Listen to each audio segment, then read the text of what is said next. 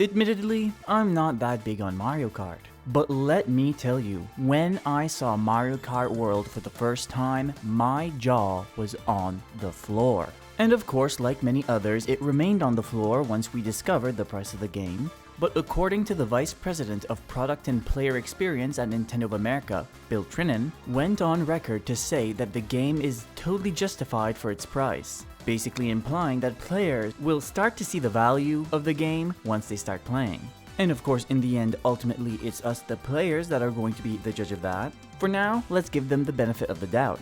And personally, I don't even think we're capable of conceptualizing how massive this game is about to be. First, let's start looking at what we know. The first thing we can notice is that this game is going to have enhanced visuals, which really shouldn't be shocking. But oh my god, when you compare this game to Mario Kart 8 Deluxe, it's insane, because Mario Kart 8 Deluxe by no account looks bad, but in comparison, man, what an upgrade.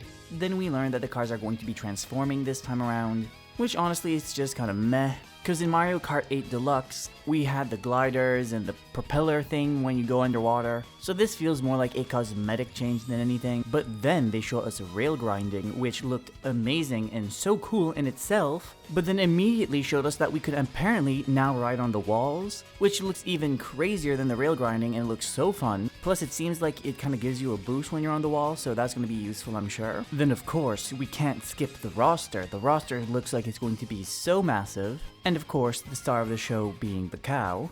The game is also going to feature an in-game clock, meaning there's going to be a day cycle. So sometimes you might be driving during the day and sometimes you might be driving during the night. There's also going to be a weather system in the game. They only show off rain, but I can just imagine how crazy this mechanic can be if they truly decide to lean into it. Next, of course, we can't forget to talk about how it's going to be an open world game, meaning we're going to be able to go everywhere and anywhere on the map. Next, they announced that this time around there's going to be 24 racers on the track, which is more than the 12 that we're used to, but this also means that this is the most amount of racers we've ever had. And since there's so many racers on the track, they were able to create a whole mode with it. Knockout mode is basically just going to be a battle royale type of game, where as the race progresses, the slower drivers are going to be knocked out one by one, meaning by the end of the race there's only going to be a couple players left until they decide the winner. Then approaching the end of the trailer, they mentioned how there's going to be a free roam mode, which completely makes sense, because if they're going to bother making this big open world Mario Kart game, you want to let the players be able to explore it.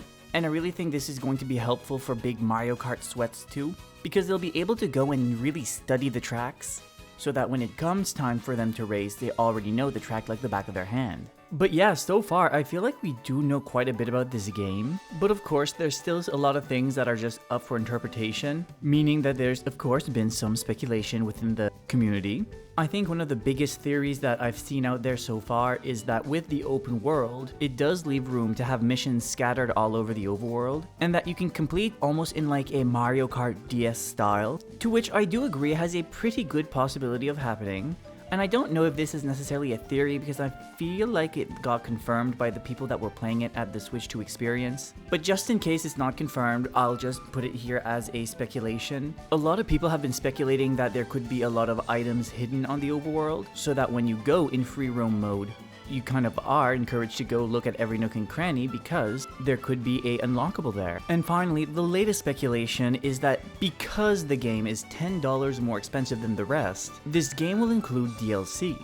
But the DLC would be quote-unquote free, because you kind of already paid it up front when buying the game. But my honest reaction to all three of these speculations is that people aren't dreaming big enough, because there's no way Nintendo is dedicating a whole Nintendo Direct just to announce a little bit of DLC and that there's going to be collectibles on the map. The file size of this game is 23.4 gigabytes. And just for comparison, Tears of the Kingdom, which is a pretty big game, is only 16.3 gigabytes. So I really feel like Nintendo is hiding a lot more than we think.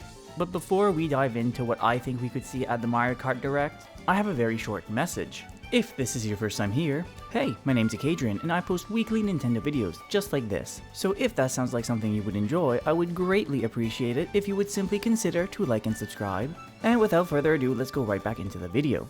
Now, it's always hard to tell what's going to be in these game-focused directs, but considering Nintendo is properly hyping it up, I'm expecting this to be massive. Now, I'm not quite saying these are my expectations, I'm not even going to go as far as saying these are my predictions. This is more just the things I hope we get to see during the direct. Starting off with the mission mode. I don't think they should just make a mission mode, I really hope that they take it one step further. Why don't they make just a plain out story mode? Now, I'm not saying the story needs to bring me to tears or anything like that, but just having like a single player campaign could be really fun. And within this campaign, you can put in a bunch of missions. There can be time trials, there can be race against certain characters, you could deliver objects to different points. There's just so much you could do with it, and I really hope they go that route.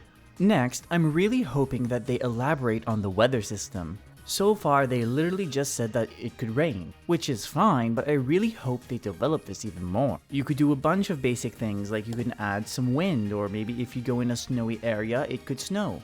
In the same way that maybe you could even add fog, so you can't necessarily see everyone or everywhere, meaning you'll have to focus a lot to stay on track. They could also have a similar thing in the desert with sandstorms. Man, they could even get wacky with it. They could add meteor showers where basically big rocks just fall from the sky randomly at certain points in the race. Sometimes they might just fall on the ground, creating a new obstacle to dodge, similar to like a banana peel. And sometimes it could even hit the player. But you can go one step even further with this. You can replace the meteorites with item boxes. So basically it could be like a item frenzy mode where there's items falling from the sky, and when this weather condition is active, the race just becomes full mayhem. And for my last point, I'm hoping that they're going to talk about additional content. What I'm hoping that they're going to do with the extra $10 they're asking people is kind of take the game in a live service direction.